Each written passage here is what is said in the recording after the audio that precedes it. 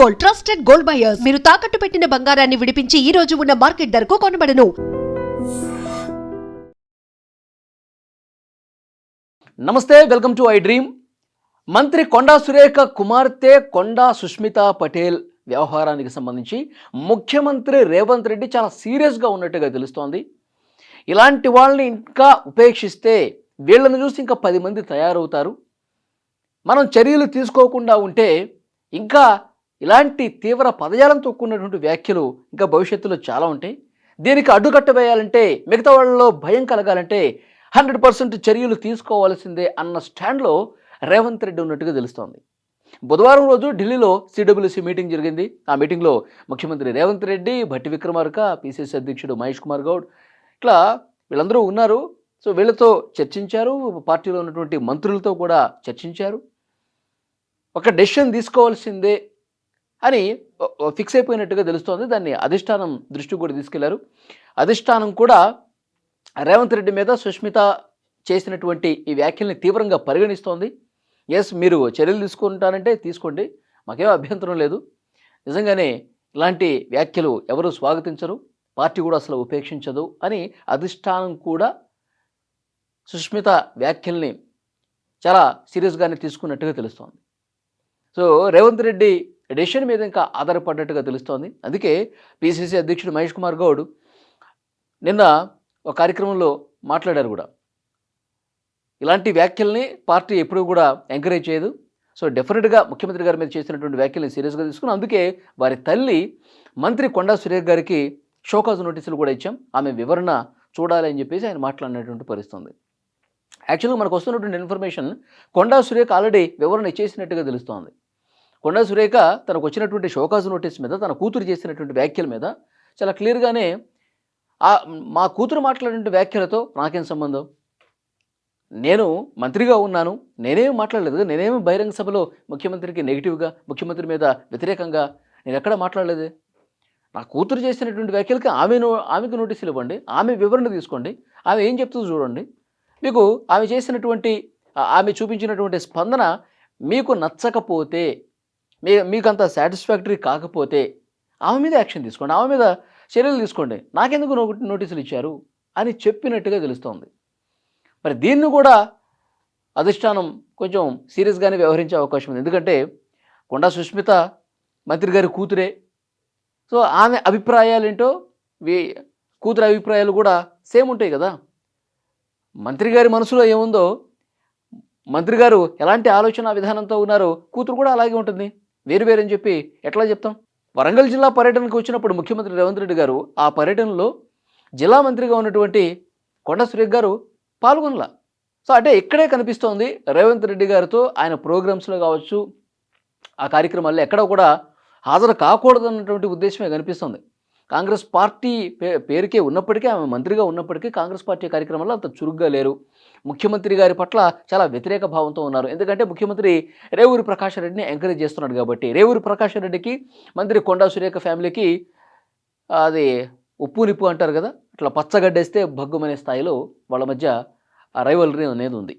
కాబట్టి రేవంత్ రెడ్డి ముఖ్యమంత్రి సపోర్టు అటువైపే ఉంది కాబట్టి ఇంకా మన దారి మనం చూసుకోవాలి, ఈ కాంగ్రెస్ పార్టీలో మనం ఉండలేం, మనకు ఎలాంటి సహాయ సహకారాలు లేవు, మన నియోజకవర్గ అభివృద్ధికి ఎలాంటి సహకారం లేదు. సో ఈ ఆలోచనతో మంత్రి కొండా సురేఖ ఫ్యామిలీ ఉన్నట్టుగా కనిపిస్తోంది.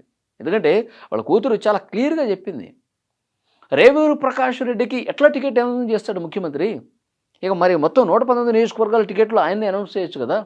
రేవూరి ప్రకాష్ రెడ్డి ఒక వృద్ధుడు, డైపర్లు వేసుకున్నటువంటి వృద్ధుడు, అతనికి టికెట్ ఇస్తారా అని కొండా సురేఖ కుమార్తె సుష్మిత ఆ గీసుకొండ సభలో చాలా క్లియర్గా మాట్లాడింది ఆమె. సో దీన్ని కూడా చాలా సీరియస్గానే రేవంత్ రెడ్డి తీసుకున్నట్టుగా తెలుస్తోంది. రేవంత్ రెడ్డి గారి మీద కూడా ఎంత తీవ్రంగా మాట్లాడిందో మనం చూసాం. రేవంత్ రెడ్డి గారు బ్రదర్ కొండల రెడ్డికి ఏదో ఒక షెల్ కంపెనీ స్టార్ట్ చేస్తే, ఊరు పేరు లేని ఒక కంపెనీ వాళ్ళ బ్రదర్ పెడితే 200 కోట్ల రూపాయల భూమిని దారాదత్తం చేశాడు, ఇది కదా అవినీతి అని చెప్పి మాట్లాడింది. రేవంత్ రెడ్డి గారు ఒప్పుకున్నా ఒప్పుకోకపోయినా నేను ఇక్కడి నుంచే పోటీ చేస్తా, పరకాల నుంచి నేనే గెలుస్తా, మీరు టికెట్ ఇవ్వకపోతే నేను ఇండిపెండెంట్గా పోటీ చేసేస్తా అని కూడా మాట్లాడిన పరిస్థితుంది. ముఖ్యమంత్రి గారికి కళ్ళు నెత్తికెక్కాయి. ఆయన పిసిసి అధ్యక్షుని చేసిందే మేము, అధ్యక్షుడు కావడానికి పూర్తిగా సపోర్ట్ చేసింది మొదట కొండా ఫ్యామిలీనే. అలాంటి కొండా ఫ్యామిలీని ఇప్పుడు పక్కన పెట్టేసి ఎవరెవరిని ఎంకరేజ్ చేసుకుంటూ పోతున్నాడు. ఆయనకి ముఖ్యమంత్రి అయిన తర్వాత కళ్ళు పూర్తిగా నెత్తికెక్కాయని చెప్పి ఇలాంటి తీవ్ర పదజాలంతో మాట్లాడారు కదా కొండా సుష్మిత. కాబట్టి కొండా సురేఖ గారు రేవంత్ రెడ్డితో అంటిముట్టినట్టుగా ఉన్నారు. ఎలాంటి కార్యక్రమాల్లో పాల్గొనట్లేదు. ఇప్పుడేమో కొండా సుష్మిత ఇలాంటి తీవ్రమైన పదజాలం మాట్లాడారు. కాబట్టి కొండా ఫ్యామిలీ పూర్తిగా ముఖ్యమంత్రి రేవంత్ రెడ్డి గారికి వ్యతిరేకంగా ఉందని చెప్పి చాలా క్లియర్గా అర్థమైపోతుంది.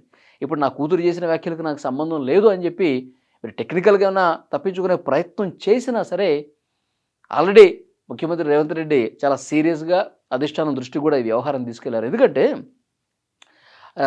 రేవంత్ రెడ్డి కూడా ఇది ఇక్కడతో కట్ చేసేయాలి, చర్యలు తీసుకోవాల్సిందే అన్నదానికి ఎందుకు వచ్చారంటే ఇక చాలామంది కూడా ఈ మధ్యకాలంలో మనం చూసాం, చాలామంది రివర్స్ మాట్లాడుతూ ఉన్నారు. పోచారం శ్రీనివాసరెడ్డి ఆయన ఒక సభలో చాలా క్లియర్గా చెప్పాడు, మా నియోజకవర్గ అభివృద్ధిని అసలు ఎవ్వరూ పట్టించుకోవట్లేదు.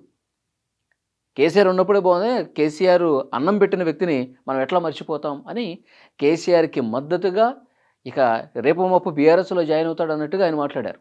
ఇంకా మన కోమటిరెడ్డి రాజగోపాల్ రెడ్డి ఆయన డైరెక్ట్గా ముఖ్యమంత్రి రేవంత్ రెడ్డిని గత కొంతకాలంగా టార్గెట్ చేస్తూనే ఉన్నాడు. మొన్న కూడా ప్రభుత్వంలో పూర్తిగా అవినీతి పెరిగిపోయింది, అసలు తెలంగాణ ఉద్యమకారులు పాలకులైపోయారు, ఉద్యమకారులు కాని వాళ్ళు, తెలంగాణలో ఉద్యమంతో సంబంధం లేని వాళ్ళు పాలకులైపోయారు, అసలు కాంగ్రెస్ పార్టీతో సంబంధం లేని వాళ్ళు తెలంగాణను ప్రస్తుతం ఏలుతున్నారని కూడా రేవంత్ రెడ్డికి వ్యతిరేకంగా మాట్లాడిన పరిస్థితుంది. సో కాబట్టి మన చిన్నారెడ్డి కూడా సో ఇట్లా ఈ వ్యతిరేక గళం అనేది ఈ వారం 10 రోజుల్లోనే ఈ స్థాయిలో ఉంది. డైరెక్ట్గా ముఖ్యమంత్రినే టార్గెట్ చేసింది కొండా సుష్మిత. కాబట్టి దీన్ని ఇక్కడతో ఎండ్ చేయకపోతే, చర్యలు తీసుకోకపోతే ఇక భవిష్యత్తులో ఇంకా చాలామంది ఇదే విధంగా తీవ్రస్థాయిలో మాట్లాడతారు. ముఖ్యమంత్రి లేకపోతే పిసిసి అధ్యక్షుడు లేకపోతే ఇంకో మంత్రి అని చూడకుండా ఇష్టారీతిన మాట్లాడేస్తూ ఉంటారు. కాంగ్రెస్ ఇమేజ్ డ్యామేజ్ అయిపోతుంది, ముఖ్యమంత్రి ఇమేజ్ డ్యామేజ్ చేసే ప్రయత్నం జరుగుతుంది. కాబట్టి దీనికి ఇక్కడ ఎండ్ కార్డు వేయాలి. ఎండ్ కార్డు వేయాలంటే వీళ్ళని పార్టీ నుంచి సస్పెండ్ చేసేయాలి. మరి కొండా సురేఖ గారు మా కూతురు అన్నదాంతో నాకేం సంబంధం అని అన్నారు కాబట్టి కేవలం కొండా సుష్మిత మీదే చర్యలు తీసుకుని ఆమెకు అసలు పార్టీతో సంబంధం లేదు అనేస్తారా? లేదు, కూతురు అయితే ఏంటి తల్లి అయితే ఏంటి ఇద్దరు ఒకటే కదా అని చెప్పి కొండా సురేఖ గారిని కూడా మంత్రి పదవి నుంచి బర్తరఫ్ చేసేసి ఆమెను కూడా పార్టీ నుంచి తీసేస్తారా? పార్టీ నుంచి కూడా పూర్తిగా సస్పెండ్ చేసేస్తారా? ఒకవేళ కూతుర్ని సస్పెండ్ చేస్తే ఇంకా ఫ్రీ బోర్డ్ అయిపోతుంది. కాంగ్రెస్ పార్టీతో సంబంధం లేదని చెప్పి కేవలం కూతుర్ని మాత్రమే కాంగ్రెస్ అధిష్టానం చర్యలు తీసుకుంటే ఇంకా ఫ్రీ బోర్డ్ అయిపోతుంది. కాబట్టి ఇక చెలరేగిపోయే అవకాశం ఉంది. తల్లేమో కాంగ్రెస్ పార్టీలో ఉంటుంది, మంత్రిగా ఉంటారు, కూతురేమో ఈ కాంగ్రెస్ పార్టీని వ్యతిరేకిస్తూ ముఖ్యమంత్రిని తిడుతూ ఇట్లా కొనసాగిస్తూనే ఉంటారు ఈ తీవ్ర స్థాయిలో పదజాలం ఉపయోగించి. సో కాబట్టి కూతురు మీద మాత్రమే చర్యలు తీసుకుంటే ఉపయోగం లేదు. మొత్తం ఈ కొండా ఫ్యామిలీని కాంగ్రెస్ పార్టీ నుంచి బర్తరఫ్ చేయాల్సిందే అని చెప్పి మాట్లాడుతున్నారు చాలామంది కాంగ్రెస్ పార్టీ నాయకులు, ముఖ్యమంత్రి రేవంత్ రెడ్డి గారికి సంబంధించిన అనుచరులు. ఇలాంటి చర్యలు తీసుకుంటే ఒకవేళ చర్యలు తీసుకుంటే కొండా ఫ్యామిలీకి కాంగ్రెస్ పార్టీతో సంబంధం లేదు అన్నంత స్థాయిలో చర్యలు ఉండాలి అని చెప్పి రేవంత్ రెడ్డి గారు అనుచరులు, కాంగ్రెస్ పార్టీకి సంబంధించిన కార్యకర్తలు కొంతమంది మాట్లాడుతూ ఉన్నారు. సో చూద్దాం, డెఫినెట్గా చర్యలు తీసుకోవాల్సిందే అన్న ఆలోచనతో కాంగ్రెస్ అధినాయకత్వం కూడా ఉన్నట్టుగా తెలుస్తుంది. ఎందుకంటే రేవంత్ రెడ్డి అభిప్రాయమే కాంగ్రెస్ అభిప్రాయంగా ప్రస్తుతం కనిపిస్తోంది. చూడాలి నిజంగా యాక్షన్లోకి దిగుతారా, లేకపోతే ఈ షోకాజ్ నోటీసులు తర్వాత ఇచ్చినటువంటి వివరణతో ఎంతో కొంత సంతృప్తి చెంది ఎప్పట్లాగే దీన్ని లైట్ తీసుకుంటారా? ఈ వీడియో మీద మీ అభిప్రాయం కూడా కామెంట్ చేయండి.